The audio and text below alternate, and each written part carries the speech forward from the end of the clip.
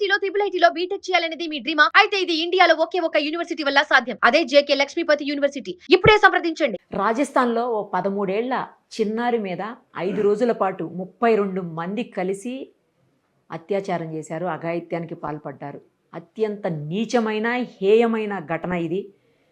దీని మీద అసలు ఏం మాట్లాడాలి, ఎలా మాట్లాడాలో కూడా అర్థం కావట్లేదు. అలాగే అలాంటి నీచులకి ఎంత శిక్ష వేసినా అది తక్కువే అవుతుంది. బట్ చట్టం దృష్టిలో అయితే ఒక శిక్ష ఉంటుంది, అదైతే ఖచ్చితంగా పడుతుంది. వాళ్ళు దాని నుంచి అయితే తప్పించుకోలేరు. ఇదే విషయం మీద మనతో మాట్లాడడానికి ప్రముఖ సైకియాట్రిస్ట్ డాక్టర్ కళ్యాణ్ చక్రవర్తి గారు ఇప్పుడు మనతో పాటు ఉన్నారు. ఒకసారి ఆయనతో మాట్లాడదాం. డాక్టర్ గారు నమస్తే అండి. నమస్తే మేడం. ఏంటి సార్ అసలు ఘోరాతి ఘోరం, 5 రోజుల పాటు ఒక పాప స్కూల్ నుంచి వస్తుంటే ఆటో డ్రైవర్ కిడ్నాప్ చేసి ఆ పాపను తీసుకుపోయి ఒక హోటల్లో అతనికి అమ్మేస్తే, అతను ఆ హోటల్లో కాకుండా అక్కడి నుంచి ఒక 4-5 హోటల్స్కి ఆ పాపను అమ్మి 32 మంది 5 రోజుల పాటు అత్యంత దారుణంగా అఘాయిత్యానికి పాల్పడ్డారు ఆ పాప మీద. ఆ పాప కండిషన్ ఇప్పుడు సీరియస్గా ఉంది. ఏంటి సార్ అసలు ఎలా అర్థం చేసుకోవాలి? అంత చిన్న పాపను చూస్తే అట్లాంటి ఆలోచన ఎందుకు వస్తుంది? అసలు వీళ్ళ మైండ్ ఎలా ఉంటుంది? వీళ్ళకి ఎలాంటి ట్రీట్మెంట్ అవసరం పడుతుంది?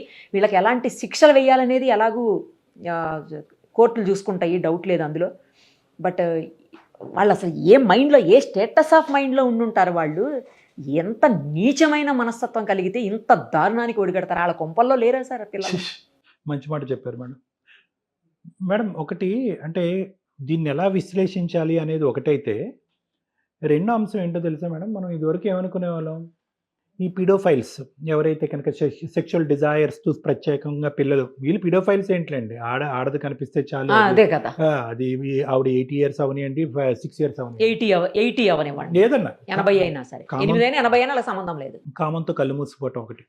సో ఇదివరకు ఏమనుకునే వాళ్ళం, వీరు ఎక్కడో 1,00,000కో 1,00,000కో ఒకళ్ళు ఉంటారేమో, దరిద్రులు దుర్మార్గులు, వీళ్ళు పుట్టుకే తప్పు, వీళ్ళు పెంపకం తప్పు, లేదంటే వీళ్ళు కాలి బూడిదైపోని ఇలా అనుకున్నాం. కానీ ఒకే ప్రాంతంలో, చాలా చిన్న ప్రాంతంలో, నాకు అర్థమైనంత వరకు అదేం పెద్ద రకరకాల ప్రాంతాలు కాదు, వాడేమి 100 kilometers ఆటో వేసుకుని ఆ అమ్మాయిని తిప్పుండడు. దగ్గర ఉండేటటువంటి చాలా చిన్న ప్రాంతంలో వితిన్ 2 to 5 kilometers రేడియస్ అని అనుకుందాం, రేడియస్ పరంగా 32 కామాంధులు దుర్మార్గంగా ఉన్నారు అంటే కనుక, వడబోస్తే కనుక ఆ చుట్టుపక్కల ప్రాంతాలు, ఊర్లో ఎంతమంది ఉన్నారు అంటే, యూజువల్గా మనం ఏదైనా స్టడీ చేసినప్పుడు మొత్తం ఊరు ప్రాంతం అంతా స్టడీ చేయలేం కాబట్టి శాంపుల్ స్టడీ చేస్తూ ఉంటాం మేడం. అంటే ఎంతమందికి జబ్బు ఉంది, ఎంతమందికి మెడిసిన్ పనిచేస్తుంది, ఎంతమంది ఈ ఆలోచన శైలి ఉంది. ఒక్క శాంపుల్లో మేము 32 మంది పాటు కేవలం ఒక మైనర్ ఆడపిల్లల్ని బలాత్కరిద్దాం అనేటటువంటి ఆలోచన వచ్చిన వాళ్ళు తీసి పక్కన పెడితే, ఆలోచనని యాక్షన్ ప్లాన్లోకి మార్చుకునేటటువంటి 32 మంది ఒక చిన్న ప్రాంతంలో దొరికారంటే, ఆ ప్రాంతాన్ని కొద్దిగా ఎక్స్పాండ్ చేసుకున్నా, లేదంటే ఈ కార్యక్రమానికి అవకాశం లేక ఒడిగట్టలేనటువంటి ఆలోచన ఉన్నటువంటి మందిని తీసుకుంటే ఎన్ని లక్షల మంది ఉంటారు మేడం? అంటే ఎక్కడ పోతుంది? ఒకటి దీన్ని ఎలా విశ్లేషించాలి డాక్టర్ గారు? దీన్ని ఏమనాలి అంటే, క్రూరత్వాన్ని, దుర్మార్గత్వాన్ని ఎంత విశ్లేషించినా ఫైనల్గా డయాగ్నోస్ అయ్యేది ఆ 2 పదాలు. ఎందుకంటే దానికి జబ్బు అని పేరు పెడితే కనుక బహుశా వాళ్ళకి క్షమించేసేటటువంటి పరిగణలోకి వెళ్ళిపోతూ ఉంటుంది. ఎందుకు జబ్బు అని పెట్టాలి? వాడికి అంత కామపిచ్చి ఉన్నప్పుడు, అంత కక్కుర్తి పడినప్పుడు ఒకటైతే చెప్పుకోవాలి, ఏంటంటే మేడం, వాళ్ళకు ఉండేటటువంటిది ఎప్పటి నుంచో దాగి ఉన్నటువంటి ఆ సెక్స్ పరమైనటువంటి ఆలోచనలు, ఆ కోరికలు ఏదో విధంగా తీర్చుకోవాలనేటటువంటి తపన ఎప్పటి నుంచో ఆ కోరికను తీర్చుకోవటానికి, అంటే రోజు వాళ్ళందరికీ 32 మందిలో భార్యలు ఉండుంటారు, అంతే కదా, పిల్లలు కూడా ఉండుంటారు, ఆడపిల్లలు ఉండుంటారు, రోజు కార్యక్రమాలు జరుగుతూనే ఉంటాయి ఆ ఇంట్లో. కానీ వాళ్ళు ఎప్పటి నుంచో దాగి ఉన్నటువంటి ఒక కొత్తదనం, ఆ పద్ధతి కాకుండా ఇంకో పద్ధతిలో రావాలి, నా భార్య వయసు కాకుండా దానికంటే చిన్న వయసు ఉండాలి, ఆవిడకంటే చిన్న వయసు ఉండాలి, మైనర్ అయి ఉండాలి. అంటే పిడోఫైల్స్లో కామన్గా ఉండేటటువంటి ఆలోచన శైలి ఇదే. They don't want a woman, they want a minor woman, they want a virgin woman. ఆ అమ్మాయి ఒక చిన్నపిల్ల అయి ఉండాలి. ఆ బాధతో, వీడు పడేటటువంటి ఆ కామ ఏమంటారో, పిశాచితనం అని అంటారో ఏమో నాకు తెలియదు, కానీ ఆ బాధతో ఆ మనిషి ఏడవాలి, రక్తస్రావం జరగాలి, ఆ చేసేటటువంటి కార్యక్రమం పరంగా ఆ బిడ్డ చనిపోయినా పర్వాలేదు. అంటే పిడోఫైల్స్కి సహజంగా ఉండేటటువంటి ఈ భయంకరమైనటువంటి వికృతిపరమైనటువంటి ఆలోచన శైలి ఈ విధంగా ఉంటుంది. అలాంటి వాళ్ళు మనందరికీ ఈరోజు ఆశ్చర్యపడి బాధ కలిగే అంశం ఏంటంటే 32 మంది ఉన్నారు అక్కడ.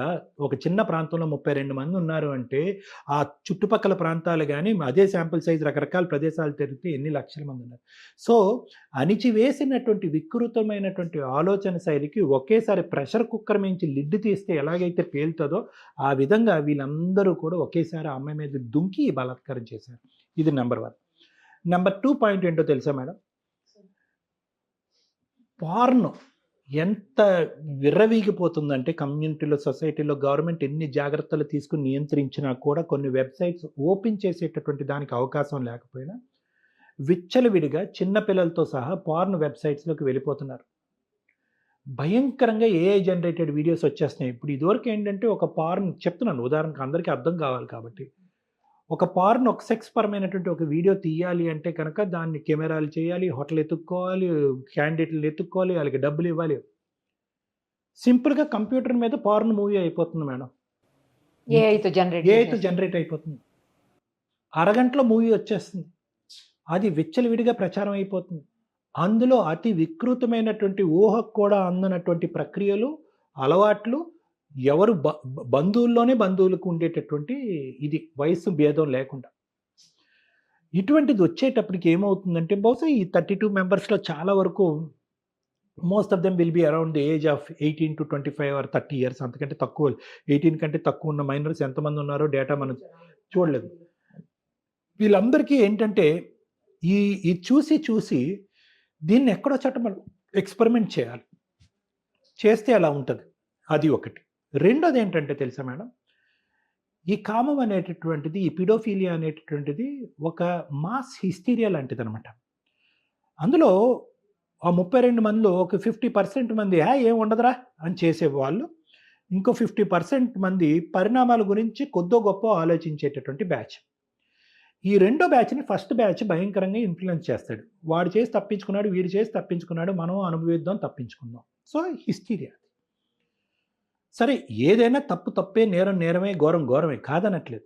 కానీ ఆ వికృతమైనటువంటి పీడోఫైల్స్కి ఉండేటటువంటి ఆలోచన శైలి, ఒకరిని చూసి ఇంకోళ్ళు కాపీ కొట్టాలనేటటువంటి ఆలోచన శైలి, ఎప్పటి నుంచో ఈ పార్న్ వీడియోస్ ఇవన్నీ చూసి దాన్ని రియల్ టైంలో మనం ఇంప్లిమెంట్ చేస్తే కనుక దాని అనుభవం ఎలా ఉంటుంది అనేటటువంటి వికృతమైనటువంటి ఆలోచన శైలి.